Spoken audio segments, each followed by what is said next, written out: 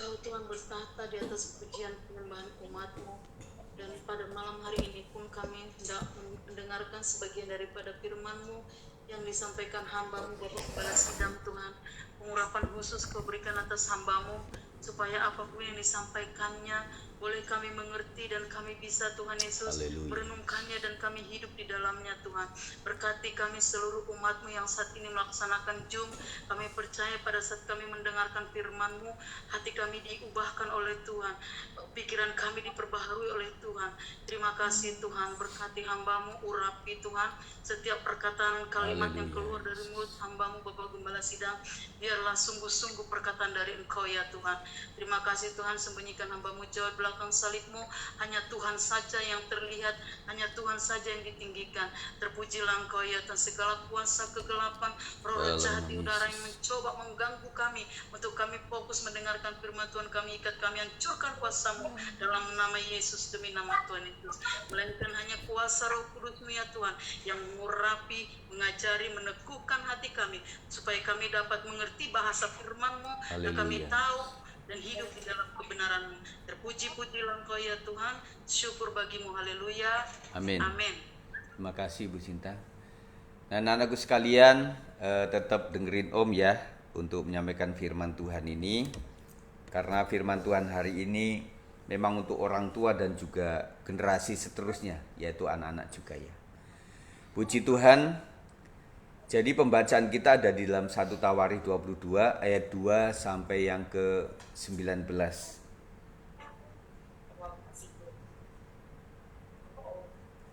Bu Sarah bisa tutup mic Bu. Maaf ya Bu. Ya, puji Tuhan. Gak bisa. Hah? Gak bisa. Waduh. Di scroll Bu, scroll ke kiri. Nah, di kanan maksud saya, dari situ ada gambar mic, terus pencet mute gitu ya. Paling pojok kiri. Mic. Ya, nah. Bisa Bu? Mic mana ya micnya ya? Digeser ke kiri yang paling bawah. Ibu tekan dulu, baru geser ke kanan. Habis itu ada paling pojok tuh ada mic. Ini micnya ini nih. Gak ada namanya Pak. Oh, mute. Mute. Bukan mic, mute. Gambar mic Bu, gambar mic Bu. Nggak ada ya? Gak ada Pak. Waduh. Ya udah. Ya, berarti gimana ya caranya? Ya udah. Iya. Si Ripka nggak ada ya Bu ya? Ripka lagi itu belum pulang. Iya. Oke baik. Di situ sendiri diem saja Bu ya. Oke, puji Tuhan.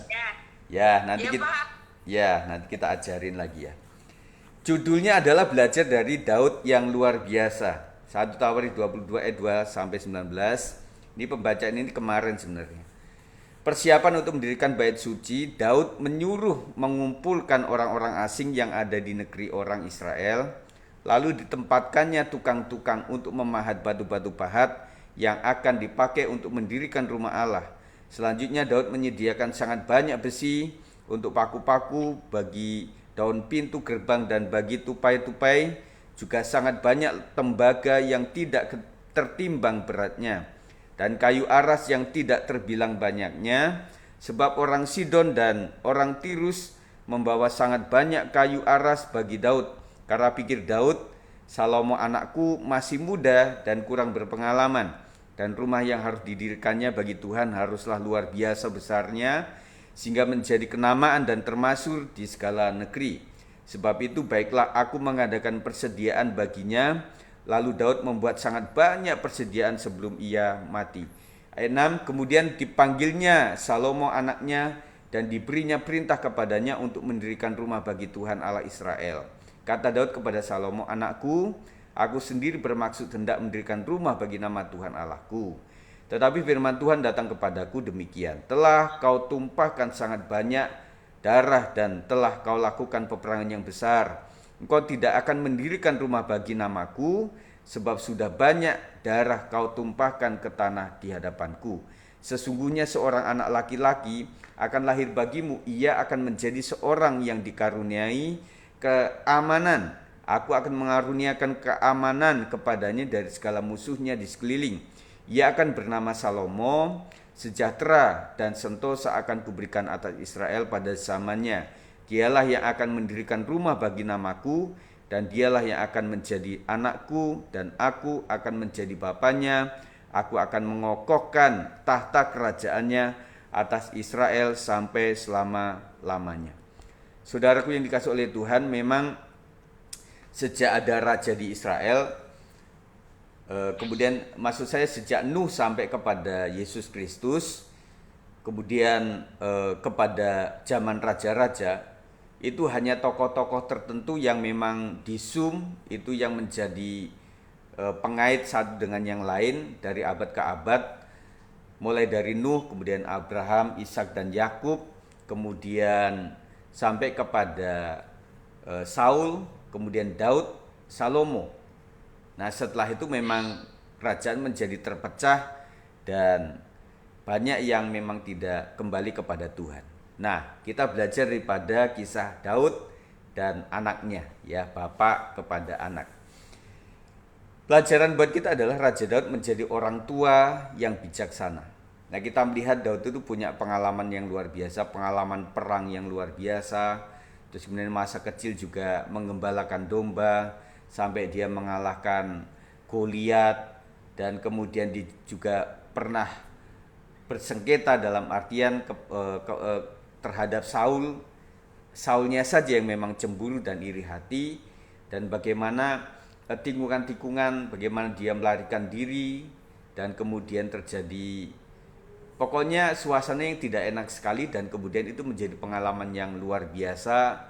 Pengalaman jatuhnya dia juga ke dalam dosa menjadikan dia lebih mantap, punya pengalaman yang luar biasa. Jadi muncullah seorang Daud di masa tuanya menjadi orang tua yang bijaksana. Raja Daud menjadi orang tua yang siap ditegur dan diingatkan oleh Tuhan. Nah, Daud ini luar biasa, meskipun dia juga banyak salah kepada Tuhan. Ketika Nabi Nathan atau nabi-nabi lain itu menegur dia, maka dia langsung tanggap, koreksi diri, dan itu sesuatu yang luar biasa, sesuatu yang baik sekali yang dilakukan oleh sang Raja Daud. Dia tidak peduli saya raja, tetapi ketika teguran itu memang betul-betul mengenai sama dia, akhirnya dia memang bertobat. Dan pelajaran dari hal ini adalah bahwa kesalahan tetap kesalahan.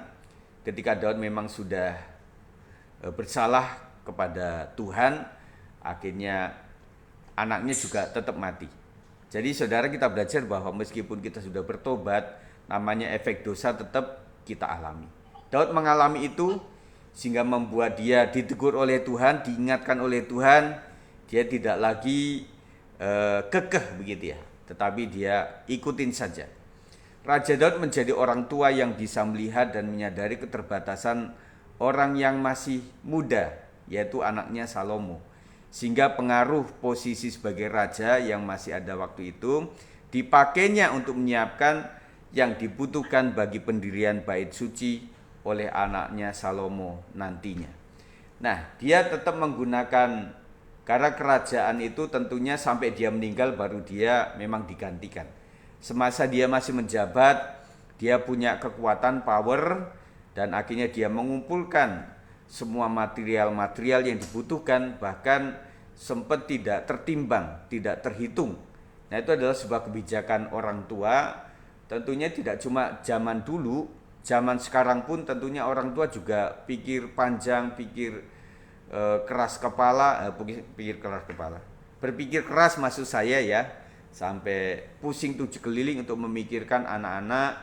Apalagi hari-hari ini juga sedang mempola anak kita supaya masuk kepada setelah ini ke sini, setelah ini ke sini, supaya jalur akhirnya itu menjadi sebuah kenyataan. Tetap kita akan doakan terus untuk anak-anak kita yang PPDB dan juga yang naik kelas dan juga lulus mencari sekolah yang baru tidak gampang, tetapi tentunya Tuhan akan memberkati kita para orang tua. Daud melakukan yang luar biasa sampai dia sediakan semuanya karena dia merasa bahwa anaknya masih muda. Selanjutnya Raja Daud juga memiliki hati terhadap bait suci. Jadi Daud itu sudah dia katakan bahwa awalnya memang saya harus mendirikan bait suci itu, tetapi karena terlalu tangannya sudah berdarah-darah, istilah kata sudah banyak berdosa di hadapan Tuhan, akhirnya di zaman Salomo lah yang memiliki kesempatan untuk membangunnya. Karena Salomo lebih fresh ya, masih tidak banyak dosa istilah kata. Kalau keturunan orang berdosa tetapi dia lebih layak. Selain dia layak, kemudian dia juga seorang raja yang bisa menyediakan orang-orang yang ahli, yang bisa ditempatkan di situ, dan dia akhirnya membangun. Ada suatu sinergi yang sangat baik sekali antara bapak dan anak yang kita bisa pelajari di sini, saudara. Jadi orang tua menyediakan, nah setelah orang tua menyediakan semuanya, akhirnya anak-anak yang mengelola tentunya harus dengan tanggung jawab yang baik. Selanjutnya, Raja Daud memiliki kerelaan yang luar biasa terhadap anaknya yang masih muda. Daud adalah contoh orang yang bekerja di belakang layar, meski tak terlihat, orang seperti ini melaksanakan bagiannya dengan sungguh-sungguh. Kita melihat ini adalah mental yang baik. Nah, saya juga berbicara kepada anak-anak profesi, meskipun engkau di back office, engkau tidak terlihat, tetapi tetap Tuhan melihat. Tetap tanggung jawab dengan jujur, lakukan saja apa yang menjadi tugas dengan sungguh-sungguh, dan namanya orang baik tentunya ada berkahnya sendiri, ada rezekinya sendiri. Jadi rezeki dari Tuhan itu tidak pernah tertukar, begitu ya. Daud memang tidak menerima penghargaan atas hasil kerjanya, tetapi pekerjaan itu tidak akan terlaksana tanpa campur tangannya juga. Jadi Daud mengambil posisi dia untuk menyediakan material, kemudian Salomo yang membangunnya. Jadi dua-dua orang ini memang saling ya. Yang satu tidak merasa terganggu, nanti namanya juga bukan Daud lagi. Tetapi ada sebuah kesaksian juga yang mengenai bait suci itu ada tertentu yang harus menyebutkan nama Daud, dan bahkan sampai bintang Daud pun juga disematkan di wilayah Israel ya sampai sekarang ini. Jadi Daud adalah banyak kesalahan, tetapi dengan pertobatannya itu dia sudah menerima apa yang salah, tetapi Daud tetap menjadi orang sahabat Tuhan sendiri. Makanya sampai sekarang masih dikenang. Daud mendapat amanat untuk membangun, tetapi Salomo lah yang mewujudkannya. Oleh sebab itu pesan Daud betul-betul disampaikan agar Salomo tetap ada di jalan Tuhan. Artinya, anakku, aku memang mempunyai hati untuk itu, tetapi kayaknya sebelum saya membangun ini saya sudah tidak ada. Jadi teruskanlah pekerjaan proyek ini, tetapi jangan pernah tinggalkan Tuhan. Pesan-pesannya saudara baca di ayat yang telah kita baca tadi, bahwa amanat yang paling penting adalah jangan tinggalkan Tuhan.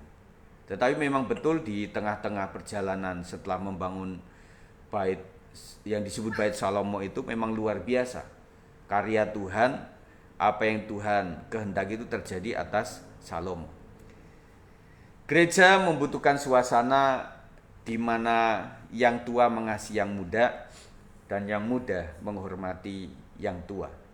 Nah, di gereja itu mulai dari baby sampai kepada orang tua ada di kita. Dan saya sangat mengharapkan supaya kerjasama yang baik. Anak-anak menghormati kakaknya, kakaknya mengasihi adik-adiknya. Kemudian anak menghormati orang tua mengasihi anak-anaknya. Kemudian yang muda menghormati yang sudah umur, yang sudah tua, dan orang yang sudah umur juga mengasihi, mengayomi anak-anak muda. Nah, tentunya sangat indah ketika anak sekolah minggu itu ada kakaknya yang disebut kakak remaja atau kakak pemuda atau kakak dari profesi. Ya, ada beberapa orang, Kak Putri dan juga Ada Renita juga yang ikut membantu, Kalisa juga yang membantu dari orang tua Bu Irma, dan ada Cici juga ya di situ yang membantu juga. Itu sangat baik sekali. Dan kemudian di youth ini yang saya sebenarnya membutuhkan anak-anak dari profesi yang ikut ambil bagian sesungguhnya. Jadi mereka diajar untuk menghormati seorang kakak itu seperti apa. Nah kalau tidak pernah ketemu bagaimana saling mengasihi, saling menghormati, nggak akan pernah terjadi. Nah makanya nanti di kegiatan-kegiatan yang sedang kita galang ini untuk Natal nanti semoga ada sinergi itu. Jadi antara yang kecil sama yang besar, antara yang muda sama yang tua, itu ada sinergi yang baik sekali. Kemudian para dewasa-dewasa muda juga menghormati yang disebut kakek atau nenek, tetap menghormati mereka, dan kakek nenek juga mengasihi para orang-orang keluarga muda dan sebagainya. Dan nanti terlihatlah bahwa kita sebagai orang dewasa muda yang mempunyai anak akhirnya juga butuh yang namanya orang tua yang disebut kakek atau nenek. Nah makanya sejak awal gambaran ini harus ada pada anak-anak, bahwa kalian tidak cuma sekilas berpendidikan kemudian sampai kepada bekerja menikah kemudian tidak membutuhkan orang tua lagi, tetap saling membutuhkan satu dengan yang lain. Mari kita bangun sama-sama di GBS 56. Sejak retreat beberapa tahun yang lalu kita sudah cetuskan slogan bersama kita pasti bisa. Nah saya berpikir ini tergantung pemenggalannya saudara. Ada dua pemenggalan. Pemenggalan yang pertama yang berarti membangun ke dalam adalah bersama-sama. Strip, kita pasti bisa. Nah tentunya kita bersama-sama dengan komisi-komisi yang ada, apa sih yang tidak bisa kita lakukan dalam kebersamaan itu? Tentunya bisa. Kemudian arti yang kedua adalah membangun keluar bersama kita pasti bisa. Nah peran kita di luar dibutuhkan. Peran kita untuk membangun yang lain. Dan puji Tuhan beberapa saat ini kita ikut ambil bagian di kegiatan Korwil juga yang kemarin ada di gereja sebelah, dan itu luar biasa. Jadi kita juga membangun keluar juga, tidak cuma ke dalam terus. Nah saya pikir itu saja Bapak Ibu Saudara sekalian yang saya bagikan pada saat malam hari ini. Kiranya semuanya kita menjadi orang-orang yang lebih bijaksana.